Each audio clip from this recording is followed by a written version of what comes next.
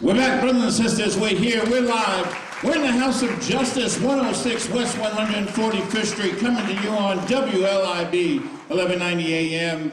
Call somebody. Tell them the action is on the air. The Reverend Dr. Al Sharpton is in the house, and I ask you right now to get on your feet for the president and founder of the National Action Network, the Reverend Dr. Al Sharpton.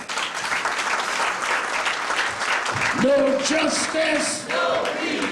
No justice, No peace. No justice, No peace. No justice. No peace. What do we want? Justice. What do we want? Justice. What do we want? Justice. When do we want it? Now. When do we want it? Now. When do we want it? Now. Hug the person next to you, tell them you love them.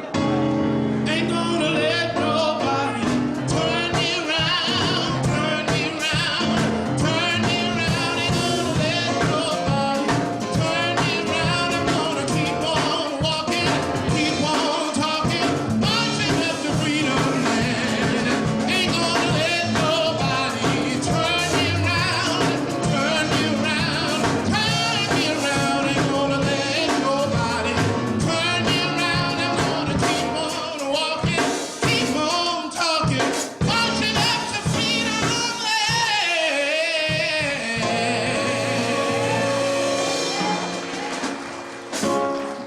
Give a hand to Brevon Neal, our musical director. Certainly, we're happy to be with you another Saturday morning. For you that are here live in the House of Justice, 106 West 145th Street in the Village of Holland.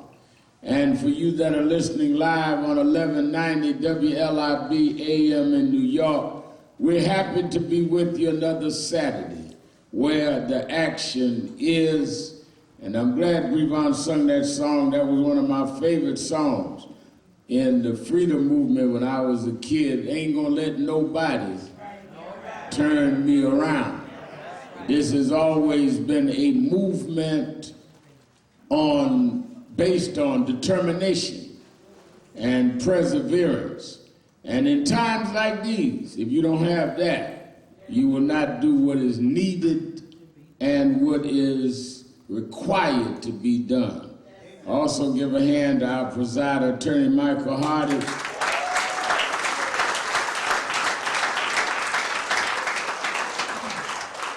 This Thursday, Michael will turn 60 years old.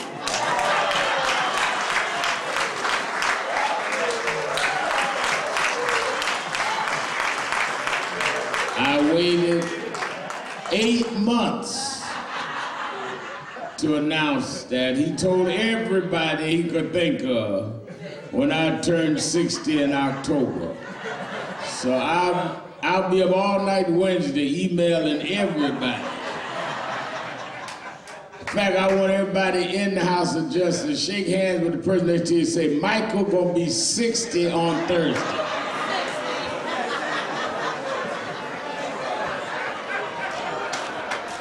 And don't forget it.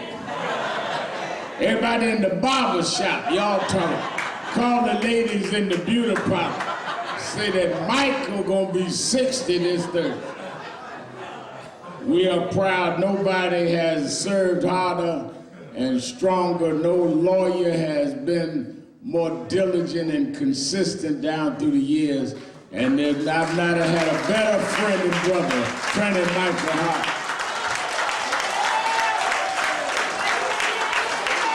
Give him a hand.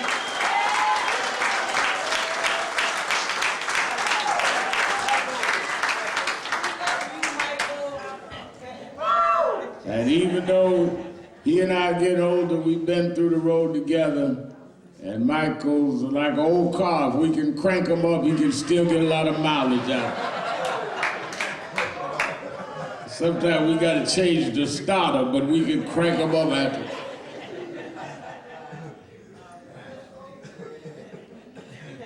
Let me say that I spent most of the week, as many of you know, in Charleston. On Thursday, I went to the funeral of Ethel Lance and Shawanda Singleton.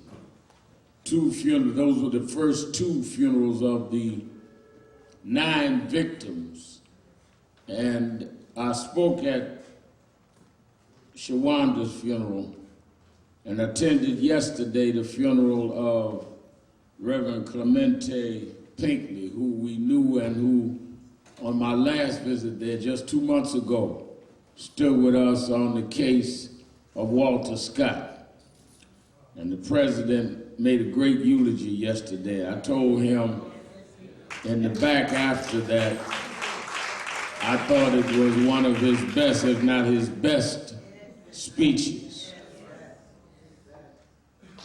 In the funeral for Shawanda, I had mentioned that earlier in Miss Lance's funeral, I spoke to the governor of South Carolina, Nikki Haley, about I was happy to see her come out against the Confederate flag, a flag she supported.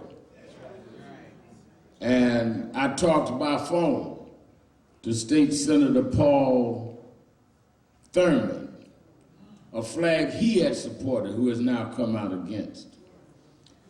And I talked about how, many of you remember in 2007, the New York Daily News did a search and found out the Thurman family, Anna Thurman, married to Alexander Sharpton, who was the Armstrong Thurman, had in fact enslaved, they were the slave owners of my family. That's where we got the Sharpton name from.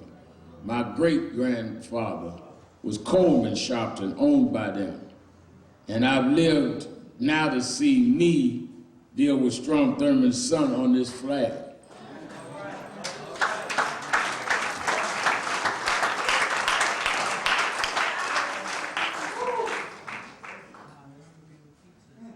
A lot of people don't understand, and I'm gonna take my time to break this down. A lot of people don't understand that you cannot have a moral and values code that is inconsistent.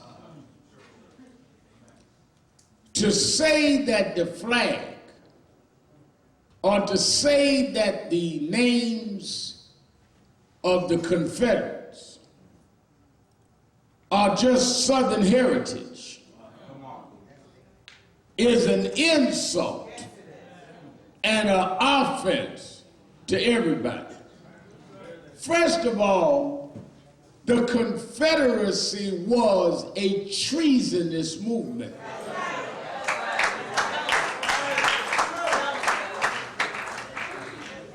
Let us remember now, they formed around the issue of slavery and was designed to overthrow Abraham Lincoln's government, which is treason. This afternoon, I want y'all to get this. We're leaving here after the rally. At 1:30, we will be in Brooklyn in front of Fort Hamilton to protest that on the base in Fort Hamilton, it's 101st Street and Fort Hamilton Parkway. On that base, they have a Robert E. Lee Street. It's on the base. Minister Kirsten Forrest, supported by other clergy and others, went out there Thursday and held a press conference demanding it be brought down. Can you imagine, and you that are here, we're going to have buses leave here to take you there and back. Some folks say they don't know how to get out the Army base, just know how to get on the bus about 5 feet from the door. And we'll take you out there and back. But can you imagine an armed force honoring somebody that tried to overthrow its government? Let's put that in context. Before you can get the race, why would you be honoring an enemy combatant to the United States government on a United States Army base? The only way you would do that is if you don't see him as an enemy combatant.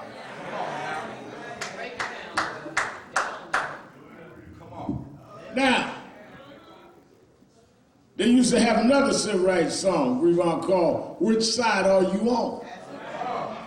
There ain't no two sides, but two sides. Either you were with the Union or the Confederates. If you're honoring the Confederates, then you were not with the Union, which meant you was for slavery. So all that Red Mal, I saw you on TV, I saw on the paper, you in Charleston, I couldn't get down there, but you can get to Brooklyn. Robert E. Lee is right here. The Robert E. Lee Street on a federal base in Brooklyn is an insult to every right-thinking person in this town.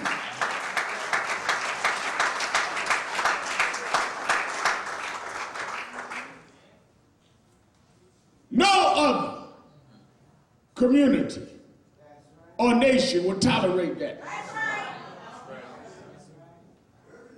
Reverend Bishop Daughtry's here. He's been to Germany, I've been to Germany. They don't celebrate the Nazis in Germany. That's right. That's right. That's right. That's right. That's right. And nowhere in the world That's right. do you have people that have insurrections become celebrated in the name of heritage. Nowhere.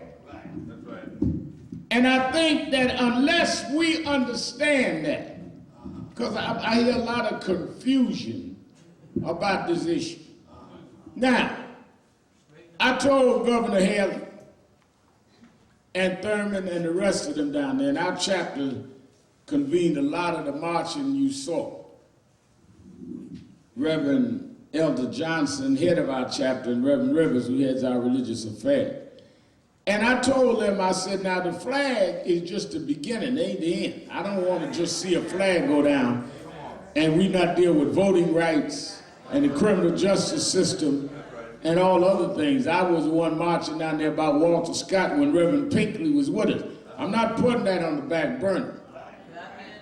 But one of our friends come in there from out of town and said, Red Mal, I don't care about the flag being down. I want reparations. I said, I do too. I've been in the reparations movement a long time. But let me tell you something. If we can't get the flag down, we sure can't get no reparations. I mean, let's talk like we got good sense. If you can't get them to vote on a flag, how you think I mean, come on now. Some of us just look for any reason to do something else.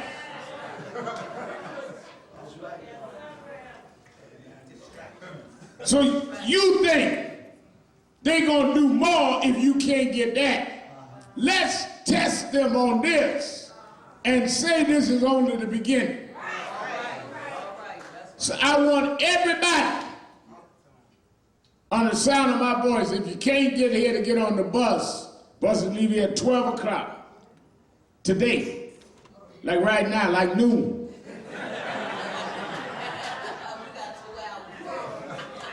Which means at rally in 11, you get a sandwich or sandwich, whichever one you eat, and come back and get on the bus or meet us on 101st and Fort Hamilton Parkway in Brooklyn.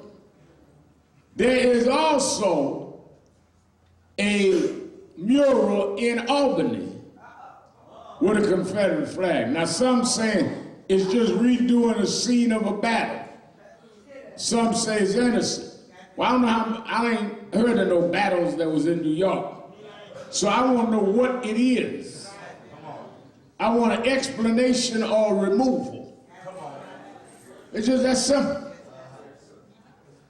If there was a offensive sign up for anybody else, you'd explain it or remove it, and you're gonna do the same thing to us. I keep telling y'all, you got to have an insult level.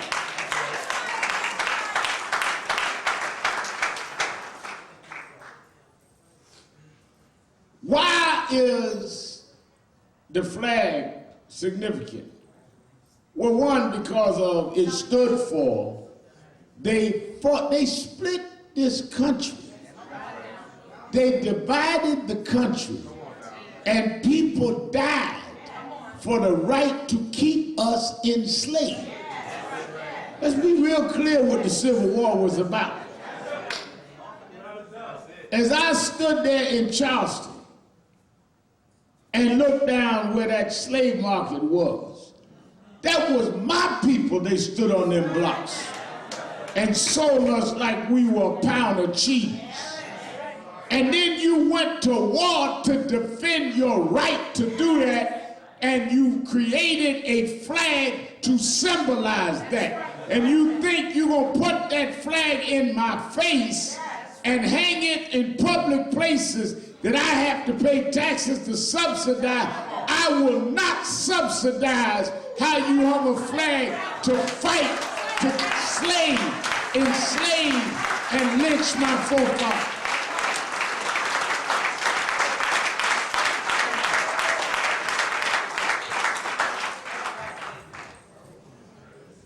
You got the right to hang whatever you want in your house.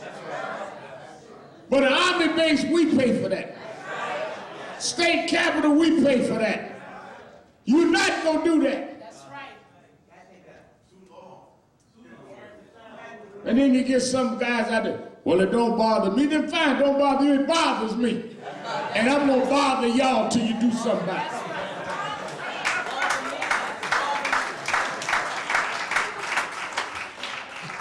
And I still want police reform, and I want health care, and I want education, and I want reparations. I don't have to choose one or the other. I want it all.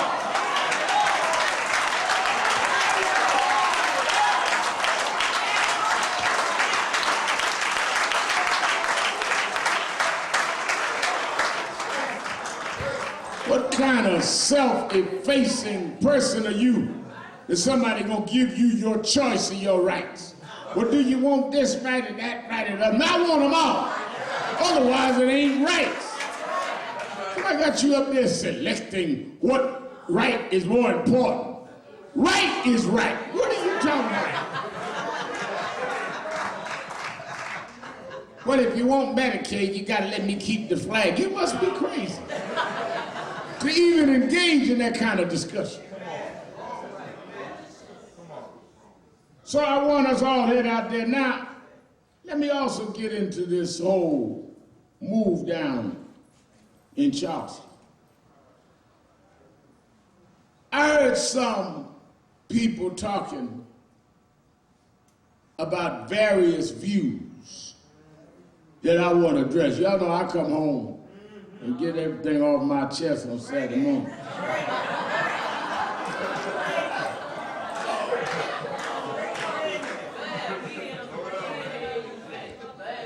First of all, the families of those 9 dealing with the pain. As I stood over the body of Miss Lance, 70 years old, stood over the body of Shawana, stood there and watched the body of Reverend Pinky.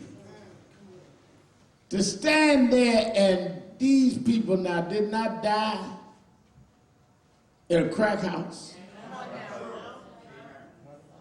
Wasn't in a tavern with a shootout. These were people in Bible class in church on a Wednesday night. Slaughtered by a young 21-year-old who said his agenda was to kill blacks to start a race war. There ain't no gray area here.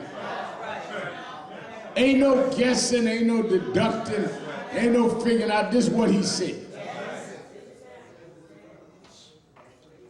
And people died from their late 20s to one woman 87 years old. Now, the right wing, and I keep telling y'all, that we become suspended by those extremists on the far right and the insensitive on the far left. Far right deny race. No matter what you say, what you do, we don't believe there's a race. Y'all elected a black president, or there ain't no race.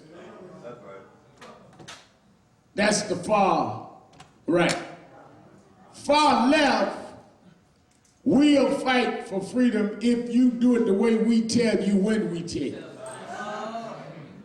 So I had some telling me, well, I don't like that the families forgave. Well, first of all, I don't care what you like. Let's start there.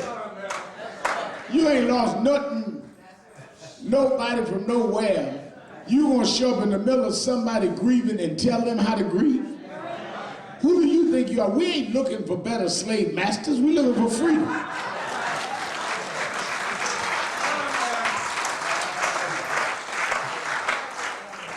If some folk want to forgive, if some folk don't want to forgive, the issue is they are victims of murder. Anybody that tries to make forgiveness rather than to massacre the issue is either stupid or an agent. How you gonna try the families and get away from what happened? You mad at somebody forgiving them. If that's their religious beliefs, and if that's how they feel, respect that.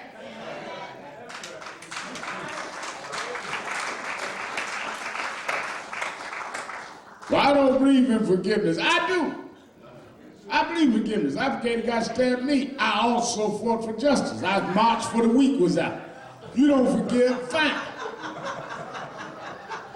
Don't tell me how I'm gonna worship God. Like some guy called me, well, Reverend, you're a Baptist and I believe Christianity is background. Every religion got nasty background. There's some bad history in Judaism. There's some slave trading in Arabs in Islam. Don't act like ain't no religion out here pure. Well, Reverend, we didn't have to go there. You went there in my religion, I'm going there in yours.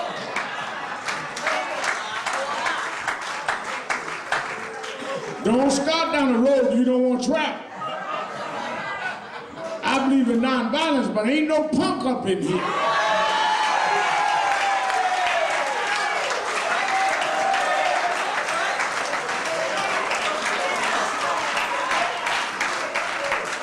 I believe just as firmly in what I believe as you believe in what you believe. These 9 folk were in Bible study, practicing members of the AME church. If they believe in forgiveness, that might be what they were studying in the Bible that night. Don't act shocked that Christians acted like Christians.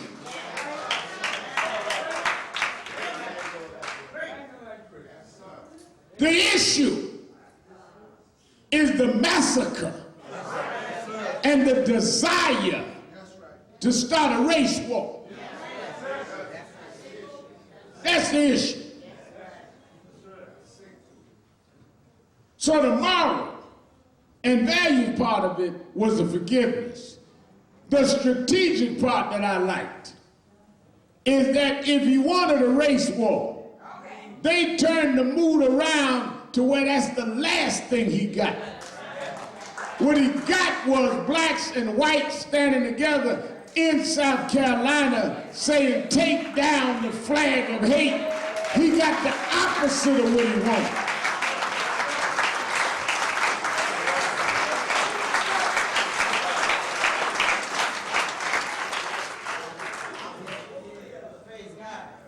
So that's point one. All of these deviations, distracted behavior. Like I said, hope y'all got that. They're either stupid or agents.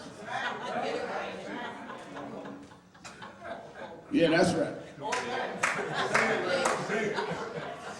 Second point, for 6.5 years, I've worked as closely as anyone in the civil rights leadership, President Obama. Sharpton, President Obama. Obama spoke twice as president at our convention. Now, it hasn't stopped us doing anything. We led the movement on Trayvon Martin all the way through Eric Gardner, whose mother and wife is here again. We're going out the 17th and 18th and going to bring thousands out around this first anniversary of his death, demanding justice. All of this, Ferguson, all of that. But everybody, why don't Obama do this, why don't Obama do that? Now the last couple of months, including yesterday, he has come out strongly on race. You have not heard a more eloquent, articulate, and clear eulogy in your life than what President Obama gave yesterday. Where are the critics now?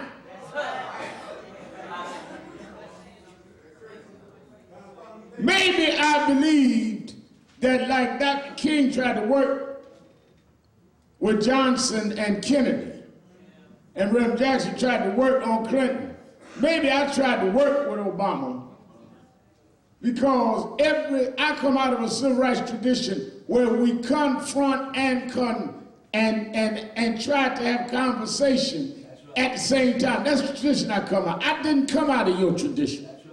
I ain't trying to be like you. Well, I believe in so-and-so. Well, good. That's why you over there and I'm over here. I got no problem with that. I ain't trying to be everybody's guy. That's what's wrong. Y'all got too many leaders who want to be popular with everybody. Whoever screamed the loudest, you intimidated by. Holler as loud as you want. If I don't believe that, I'm going to say I don't believe that. I ain't with that. What the people want, no, you want that.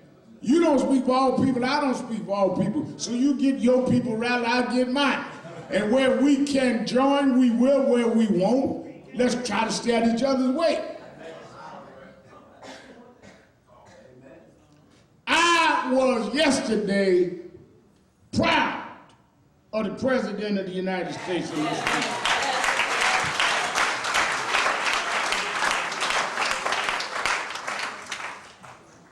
So let me clear that up.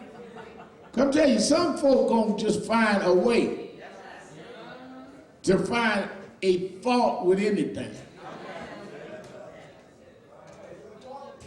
Well, you know, I am more nationalist than you, Reverend. Ain't nothing more nationalist than the African Methodist Episcopal Church, founded by former slaves, slave rebels who named themselves African and built and owned their church. Let's be real clear. There is nothing more nationalist and nothing more pro-black than the first and only institution out of slavery that blacks own and control, and that's the black church. That's the first institution we owned and control.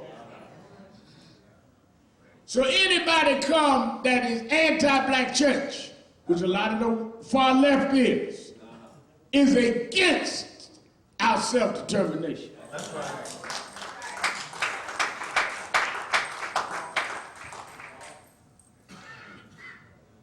Other thing I won't say.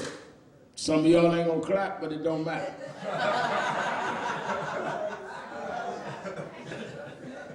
Guy ran up to me coming out the church yesterday.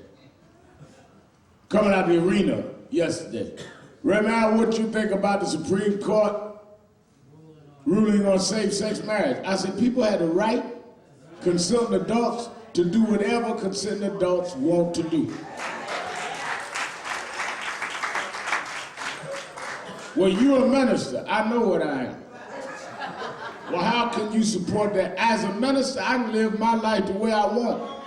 But I do not have the right to make my decisions everybody else's decision to make it law.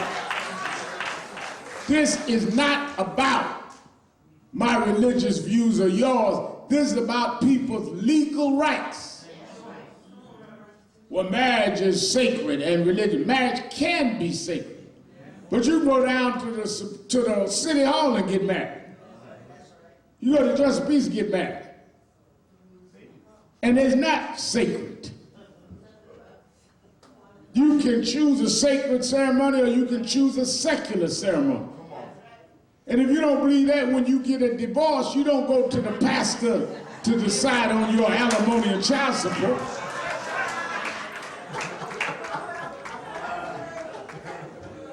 If you believe marriage is only sacred, I want you at home that I don't agree with Allen, that's fine.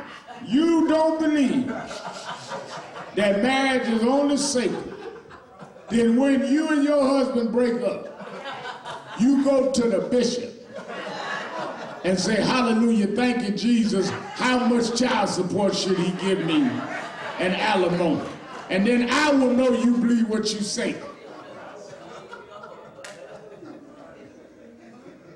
You go to the courthouse and ask a judge who don't even believe in your religion to decide on your divorce.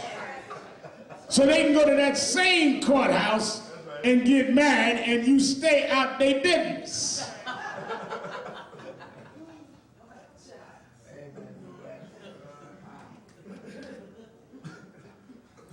It amazes me how we just conflate issues that are not there and are limited.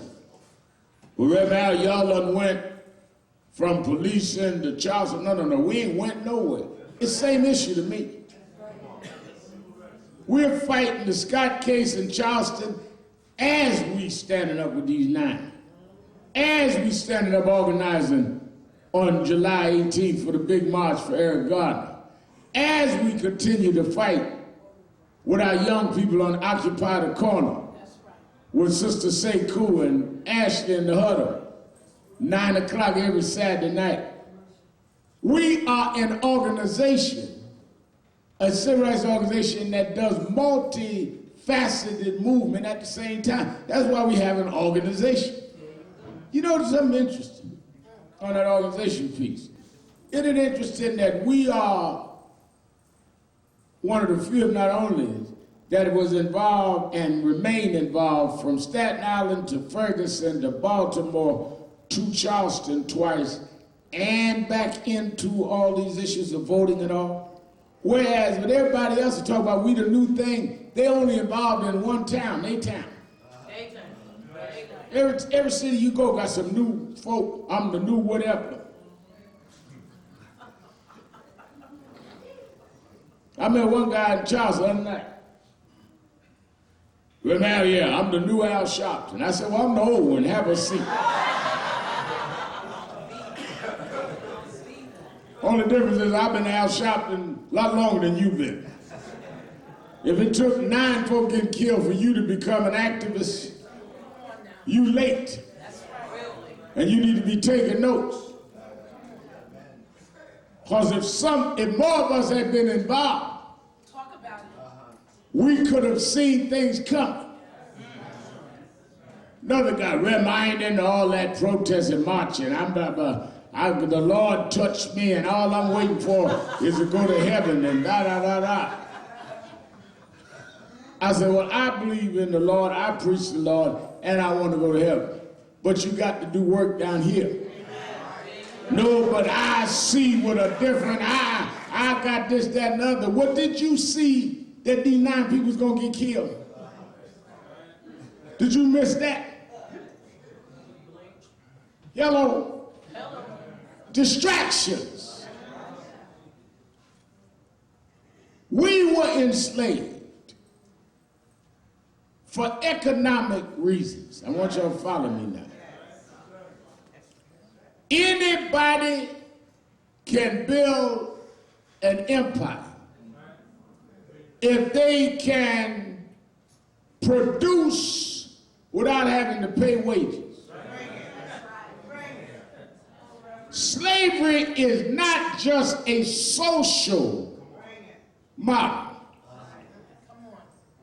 It is an economic and business model to maximize profit and power. So they invested in going to West Africa to import free wage workers. Why? Because if they could till the cotton fields and the tobacco fields and not have to pay an overhead for that, they could build an empire and become the most wealthy nation in the world, not because of their ability to trade and produce, but their ability to do it at no cost.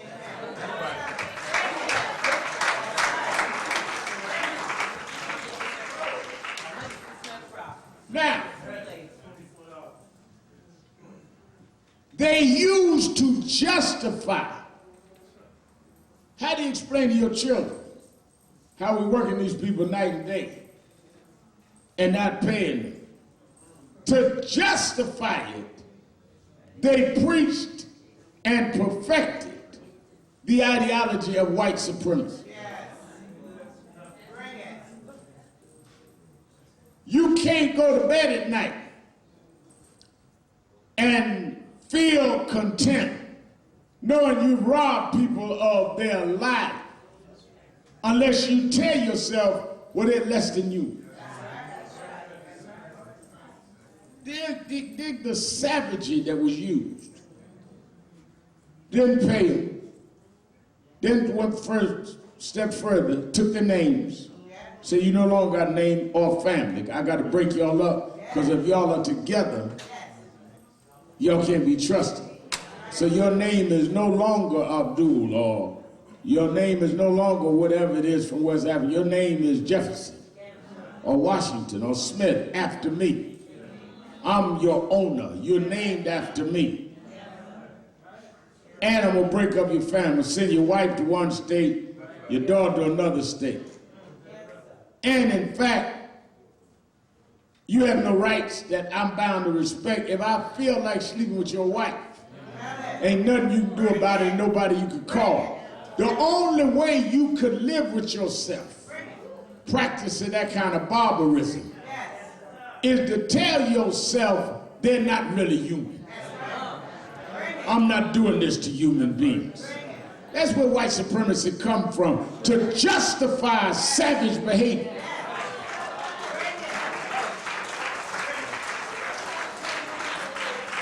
To minimize rebellion against it is I got to convince them they less than you.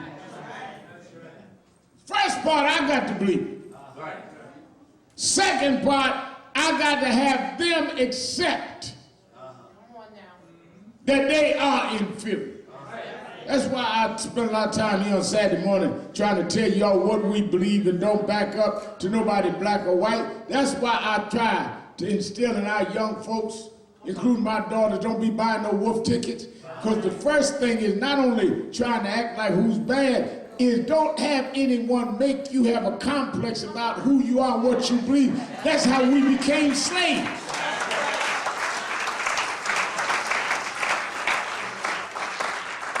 I can sit down and have a rational discussion with anybody. I can have a rational intellectual debate. But don't come ordering me in the name of you progressive or conservative. I am not your boy. That's how Coleman shouted that my great-granddaddy became a slave. They broke down to them where they thought they were less than a man. First thing you will understand is I'm a grown man with my beliefs and my commitments, and he brought me this far.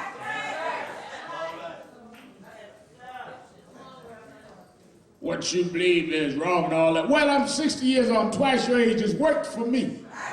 Now, if it don't work for you, then get what you got. But it drove me this far, and I'm going to pull on in on this. You get 60 years old and start debating about how you got this far, who you are.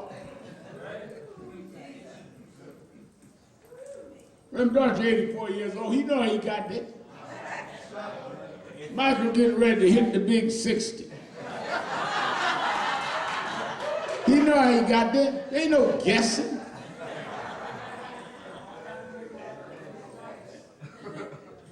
Somebody gonna just jump up and order you out of your beliefs.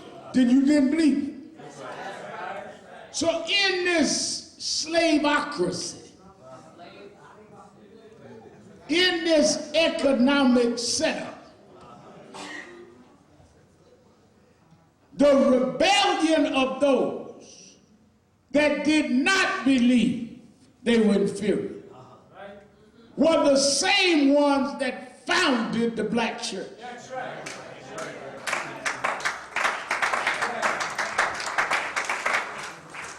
I want you to understand that. Why were the big slave rebellions led by Reverend Nat Turner? The founders of the church this massacre just happened in, Mother Emanuel AME Church, where I just left in Charleston, one of the founders was Denmark Beasley. Well, Reverend, why were the slave rebels, the freedom fighters, also the pillars of the church? Because what affirmed to us that we were not less than human was our belief in a God that restored to us our sense of worth and value and who we were. Religion didn't bring us down. Religion is what propped us up. If I didn't believe in God, I would have believed the master was God. He controlled my life. He controlled my decisions. He decided what I eat and when I eat. He could sleep with my wife and I couldn't say nothing. But it was because I believed in a higher power. It was because I could sleep in the slave shack and look through the crack in the wall and see the sun rise in the morning. And I knew the master didn't rise that sun. And see it set in the evening and knew the master couldn't do nothing about it. Because I knew there was a God beyond the master. And I would sneak and read about this God and find out that he made me just like he made the master. When I found out that God didn't make any distinction or purpose, that's when I rebelled. Because I understood I was not what they tried to make me.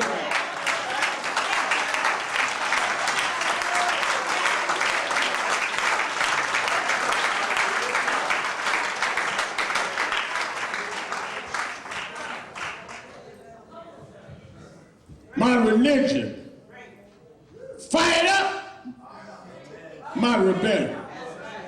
That's why the best rebels you know were the ministers that formed the church. And that's why that church is still there. I'm preaching tomorrow in Pennsylvania.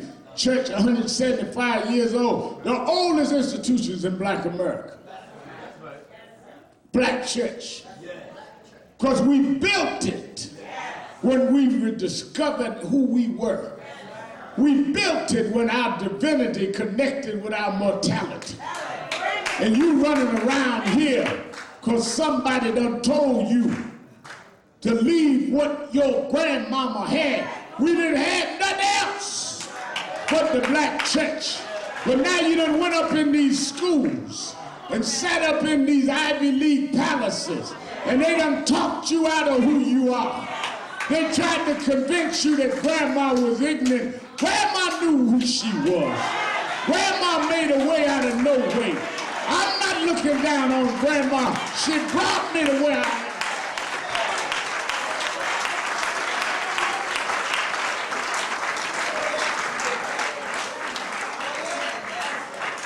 Last I'll let you go with Rem. I don't like President's song Amazing Grace. It's written by a slave owner, slave trader. Well, I told y'all a couple months ago, I had a conversation with somebody right here about that.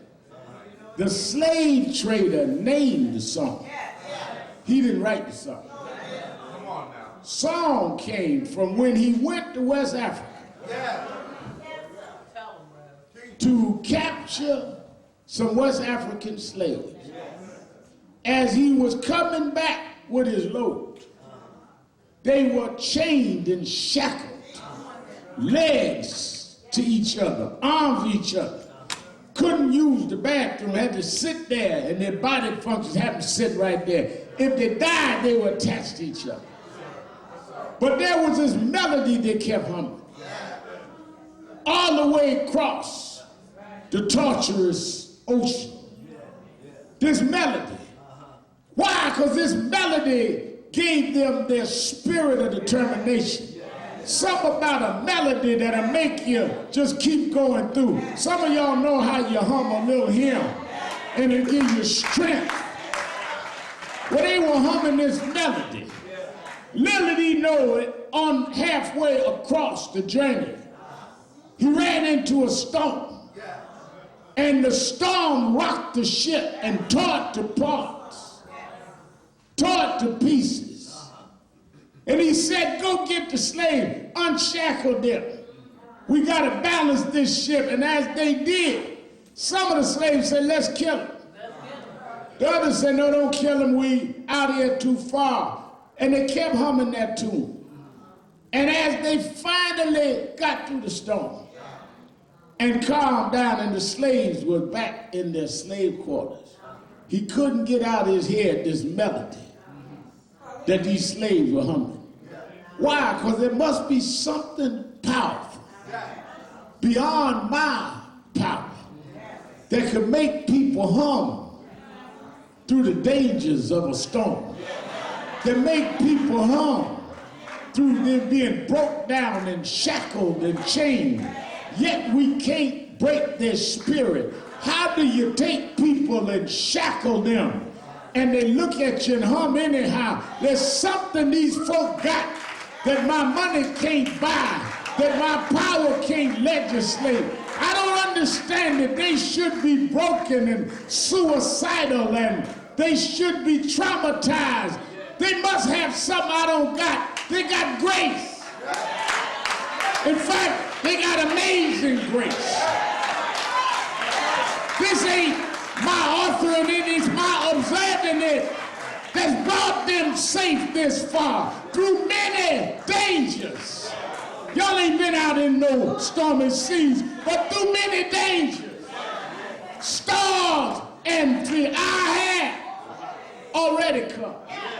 Usually y'all that criticize that song ain't been through nothing. Usually you intellectuals that don't understand it, you ain't been through nothing.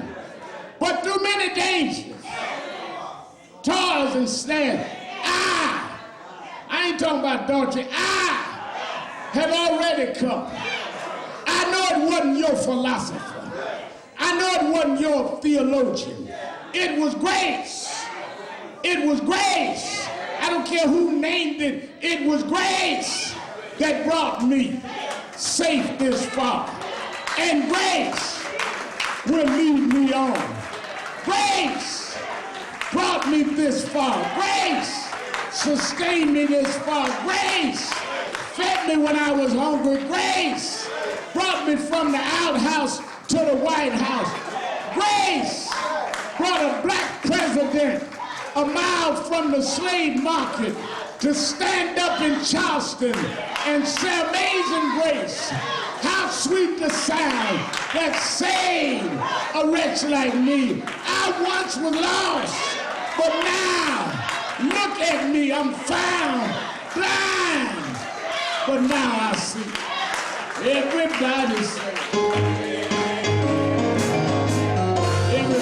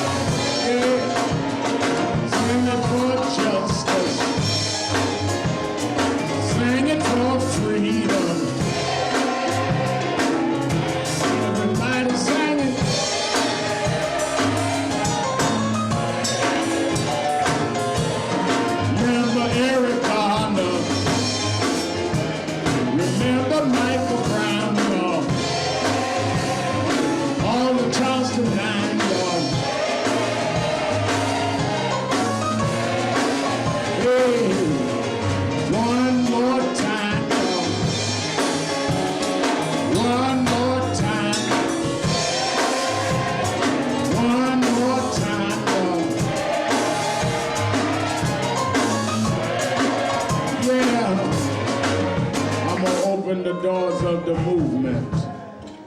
There may be someone here today, hears us on the radio, sees various things in the media, but never became a part of this organization.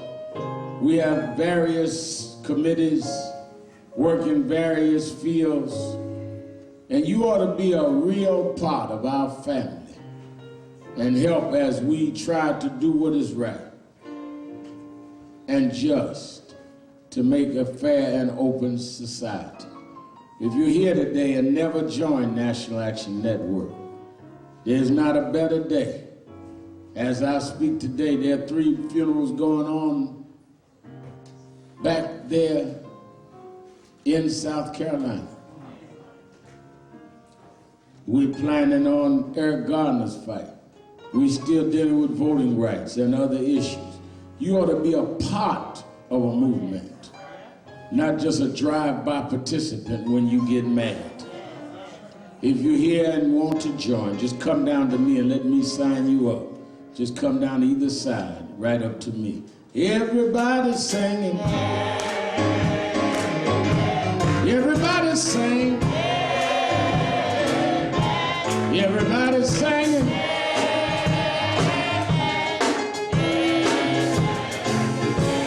Singing like you mean it.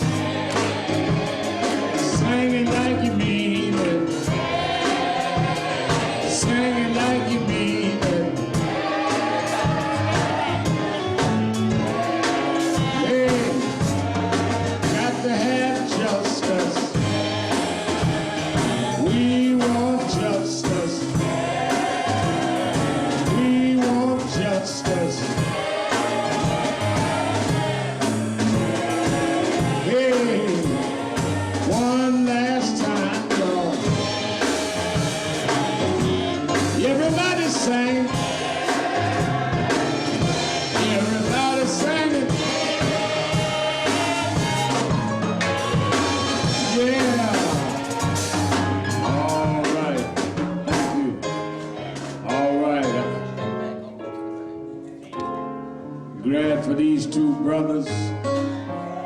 I want to raise our offering. I'm moving quickly because we're going to get on these buses and head to Fort Hamilton to Robert E. Lee Street.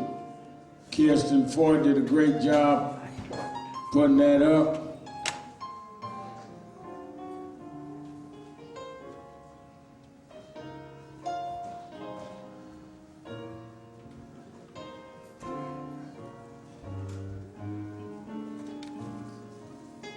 I want everybody to give. I want you to give like you mean it.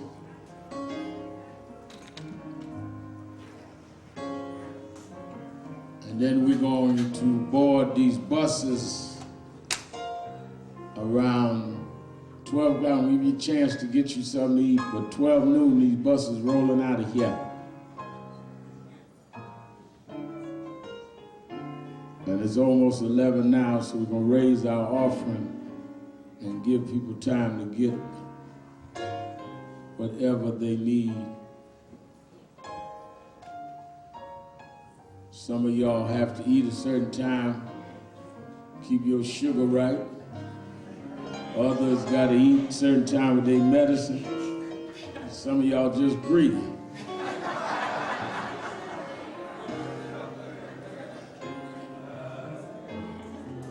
Whatever your reason, you're going to have about 40 minutes to do it. All right, I need us to come as best and whatever level of giving you can. I need about 9 people, about 9, and give $100 or more to come first. I need about 9. Brother Winston Gilchrist, $100. Attorney Smelkin, thank you. Attorney Smelkin, $100. Guardians, $100. Come on, come on, come on. I need some more hundreds. That's 4. I need about 5 more. Come on, come on, come on. I need about 5 more. Look to your left, tell that person next week's 4th of July, lend me $100, I'll meet you next Saturday. I'll meet you next Saturday before your 4th of July and give you 100 back. All right, come on. Give me some 50s then. 50, 50, 50. 50. Now, you know I know you, Jamel. Brother Andrew coming faithful. We go back a long way. Dr. Wilberson, thank you. Miss Cunningham, Brother Mallory, Brother Johnny. Doctor, give me, we didn't say your name right, dude. Wilkerson, I said Wilkerson. Wilkins, I got you now. She's been favored the last few weeks. I'm glad to have her with us. Wilkins. Okay, Reverend McCall, $50, who's here now in the House of Justice, here now Crisis Department. Dr. Marshall,